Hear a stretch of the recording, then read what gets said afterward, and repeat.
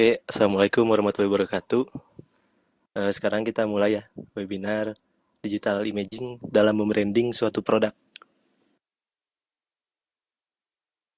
Pertama, perkenalkan dulu, nama aku Fatan Rashid Pasha Anwar. Aku seorang mahasiswa, graphic designer, content creator juga. Aku kuliah di Institut Teknologi Nasional Bandung atau ITENAS semester 6, umur 21, dan lahir di Bandung juga. Tujuan pembahasan webinar kali ini itu ke-1, peserta memahami pentingnya kemampuan digital imaging dalam membranding suatu produk. Yang kedua, memahami cara menyampaikan pesan melalui digital imaging. Yang ketiga, peserta memiliki kemampuan untuk digital imaging.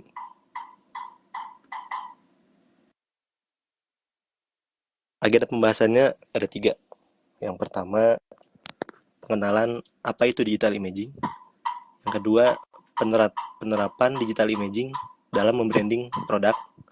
Dan yang ketiga, tahap-tahap melakukan digital imaging. Sekarang kita mulai pembahasan yang pertama ya. Apa itu digital imaging? Apa ada yang sudah tahu?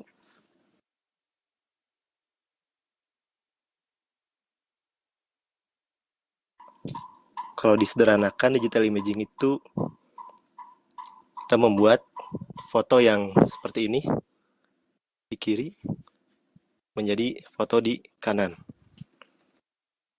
Jadi kita mengedit suatu gambar secara imajinasi kita gitu. Seperti ini menjadi seperti itu, gini menjadi begitu. Ini dari kerjaan-kerjaan yang sudah saya kerjakan ya. Kalau menurut teorinya, apa itu digital imaging? Digital imaging adalah seni dalam menciptakan gambar secara digital. Digital imaging melibatkan proses pengolahan gambar atau editing dari dokumen asli menjadi file digital dalam bentuk pixel yang dapat dibaca dan dimanipulasi oleh perangkat komputer grafis. Pembahasan kedua, penerapan digital imaging dalam membranding suatu produk. Nah, digital imaging itu berperan suatu produk. Digital imaging biasa digunakan dalam membranding produk untuk menyampaikan pesan atau kelebihan dari suatu produk. Dengan menentukan dahulu pesan atau kelebihan yang ingin ditonjolkan, akan membuat digital imaging menjadi lebih efektif untuk membranding suatu produk. Biasanya atau kelebihan suatu produk disampaikan, itu disampaikannya dengan teknik hiperbola atau dilebih-lebihkan. Contohnya, ini yang pertama. Ini dari iklan mobil. Ini kan mobil bisa ngangkut gajah. Itu kan sebenarnya nggak mungkin kan, mobil bisa. Nah itu namanya teknik hiperbola lebih-lebihkan. Dan ini juga menggunakan teknik karena nggak mungkin sekali foto sambil masukin gajah ke dalam mobil. Nah dari sini langsung ketangkep kan pesannya bahwa dari iklan mobil ini, yaitu mobilnya mempunyai bagasi yang sangat luas, sampai-sampai gajah pun bisa masuk. Ada contoh yang kedua juga, ini dari LG. Ini iklan speakernya. Ini pesan yang ingin disampaikannya tuh, speakernya sangat jernih ya, seperti dinyanyikan langsung oleh penyanyi aslinya.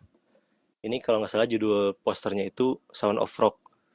Jadi pesannya, kalau kalian dengerin lagu rock pakai speaker ini, kalian berasa langsung dinyanyiin sama penyanyi rocknya ini. Kalau yang nggak tahu, ini itu Freddie Mercury, vokalis dari Queen, band rock legendaris. Selanjutnya ada juga dari Credivo, dengan pesan sefleksibel itu. Ini kan sebenarnya kalau kita pakai Credivo, ya kita nggak harus nyampe kayang kayak gini kan. Cuman ya itu di hiperbola, buat menyampaikan pesan. Kalau pakai Credivo itu bisa saat kita lagi ngapain aja, karena sangat fleksibel itu. Ini juga, ini nggak mungkin nih mulutnya bisa lebar gitu kan. Itu ya biar pesannya aja sefleksibel itu.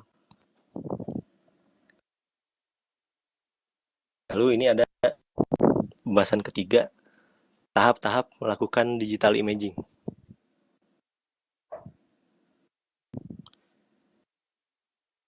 Tahap-tahap melakukan digital imaging. Yang pertama itu langkah-langkah pembuatan digital image yang bisa digunakan biasanya ada 5. Antara lain, yang pertama ada cropping atau memotong, ada cleaning, membersihkan, compositing, mengkomposisikan, ada cast shadow, mengatur bayangan dan cahayanya gitu, dan tuning di mengatur warna. Setelah melalui proses digital imaging, tampilan gambar berubah menjadi tampak lebih bagus daripada gambar aslinya. Ini ada contoh di kasusnya gimana kita ngubah 3 foto ini menjadi foto di kanan ini. Ini menggunakan teknik digital imaging. Dari foto yang kepisah-pisah gini dan berbeda bisa menjadi satu kesatuan bagian gini. Yang pertama ada cropping dan cleaning. Ini dari foto yang di sini di cropping menjadi backgroundnya dihilangkan. Itu biasanya bisa dipotong manual pakai lasso tool, atau saya biasanya pakai website Pixel Cut ya, karena itu tinggal upload aja dan biasanya langsung kepotong dengan bersih, dan itu juga gratis tapi hanya bisa satu-satu fotonya. Jadi kalau mau banyak langsung itu ya harus bayar premium. Dan ini aset batu ini udah langsung aset PNG, nggak ada backgroundnya. Dan saya biasanya nyari aset-aset PNG seperti itu di PNG Egg. Itu biasanya ada ya aset-aset yang kita butuhkan. Selanjutnya, ini juga termasuk cleaning ya. Jadi kalau udah dipotong, di cropping, terus misalnya di pinggirnya masih ada sisa-sisa, ya masih ada putih-putihnya dikit di pinggirnya, itu langsung di cleaning sama kita secara manual biar lebih bersih dan lebih bagus juga nanti hasilnya. Selanjutnya ada compositing. Nah, udah dipotong-potong tadi, kita atur tuh mau komposisinya kayak gimana. Ini misalnya di sini kan backgroundnya hutan, belakangnya dibikin hutan, terus di alasnya pakai batu, dan si produknya di tengah, center ya. Ini kan baru kayak gini ya, masih kelihatan, oh ini cuma ditempel-tempel doang, belum di apa-apain, masih kasar. Selanjutnya ada cast shadow. Cast shadow ini kita ngasih bayangan, dan caranya pertamanya kita nentuin dulu nih arah cahayanya mau dari mana nih. Nah ini kalau dari contoh di sini, ini kan pertama ada cahaya dari belakang, dan saya sendiri mengimajinasikan ya, ini cahayanya bakal dari sebelah kanan, makanya kanan atas ya, makanya bayangannya ada di bagian kiri bawah tuh, ada di batunya juga tuh ada bayangan dari produknya. Biasanya pakai tools brush atau shape, terus nanti di blur. Brush itu biasanya dipakainya si produknya kita masking dulu, di select dulu biar nanti nggak keluar mana. Terus di bagian bawahnya kita gelapin sendiri pakai brush warna hitam dan opacity-nya kita kecilin. Jadi biar membentuk bayangan gitu. Jadi itu bayangannya digambar sendiri. Terus kalau pakai shape terus di blur, ini biasanya buat bayangan bawah yang di batunya. Jadi kelihatan itu. Itu pertama kita bikin shape bulat, terus kita di blur biar nampaknya blur dan menyatu gitu. Terus dikecilin si opacity-nya. Dan udah di cast shadow, buat dari fotonya seperti ini, sudah ditambahkan bayangan, jadi seperti ini. Ini udah kelihatan agak menyatu ya, tapi masih ada tahap-tahap selanjutnya juga. Dan selanjutnya ada toning. Toning itu mengatur cahayanya. Biasanya kita mengaturnya itu ada 4. Ada brightness sama kontras, ada level, ada hue and saturation, dan ada color balance. Brightness and contrast itu kita ngatur pencahayaannya, mau seterang apa sih fotonya, dan kontrasnya mau segimana. Terus di level itu kita ngatur nih, eh, bagian gelapnya mau segimana, bagian gelap hitam. Terus bagian si abu-abunya mau segelap gimana atau apa. Itu lebih ini lagi ya, lebih spesifik lagi. Hue dan saturation itu, kalau hue itu biasanya ngatur temperatur ini mau dingin atau mau agak panas ya. Jadi biasanya ke kuning atau ke biru. Jadi fotonya mau mau vibe-nya mau dingin atau mau anget gitu, panas. Dan di sini kita masuknya agak ke kuningan ya. Terus saturation. Saturation itu mau menonjolkan warnanya segimana. Jadi biar ini kan warnanya menonjol gini ya. Nah ini saturationnya ditambahin nih. Dari yang asalnya begini, jadi warnanya jadi kayak gitu. Color balance itu ya warnanya. Jadi ini juga kan biar fotonya menyatu semuanya. Jadi kita atur satu-satu nih dari si produknya, batunya dan backgroundnya itu diatur sedemikian rupa warnanya biar balance semuanya. Di warnanya menyatu menjadi satu kesatuan yang membuat dari seperti ini menjadi seperti itu setelah di toning.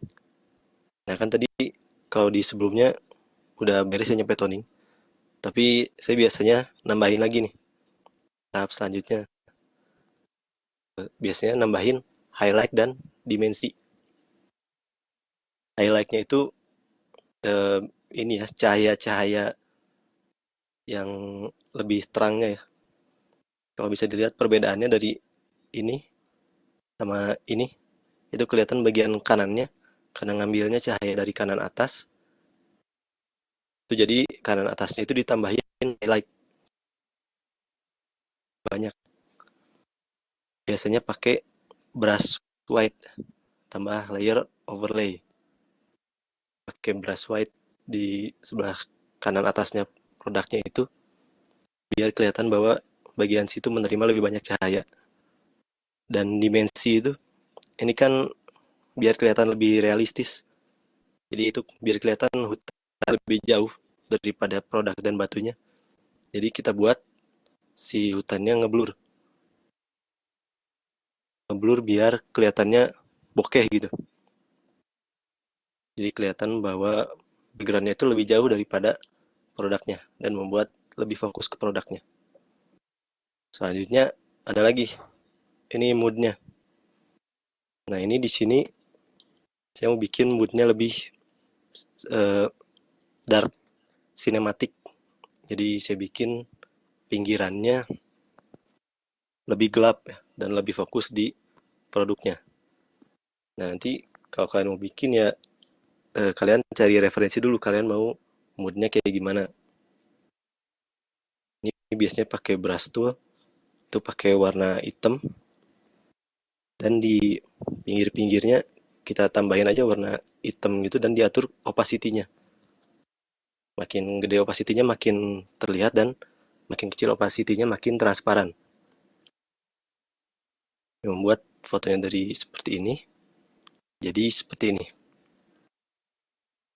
Terus ada lagi nih, ini yang terakhir ada di finishing. Finishing ini ya beresnya mau kayak gimana nih. Biasanya ngatur-ngatur apa nih yang belum, apa nih yang kurang nih. Biasanya nambahin tipografi atau atur lagi cahayanya kalau perlu. Dan di sini karena perlu untuk menambahkan ini mereknya dan judulnya, ini di bawahnya ditambahkan tipografi. Terus ini juga diatur lagi cahayanya biar lebih enak dilihat aja, bisa dilihat perbedaannya seperti itu. Membuat hasil akhirnya menjadi seperti ini. Dari yang awalnya 3 foto terpisah yang masih kasar. Mungkin kalau ada yang mau bertanya, boleh bertanya, meminta tips atau apapun, tutorial, boleh bertanya. Ditunggu sampai 15.55 ya. Silakan.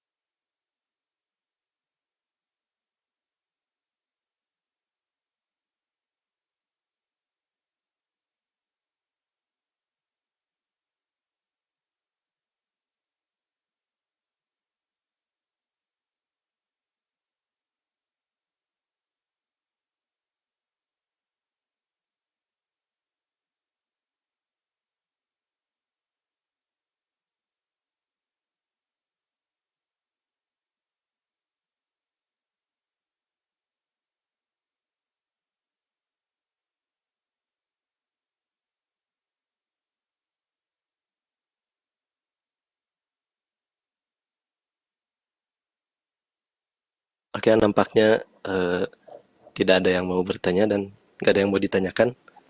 Jadi mungkin sekian aja ya, eh, webinar kali ini.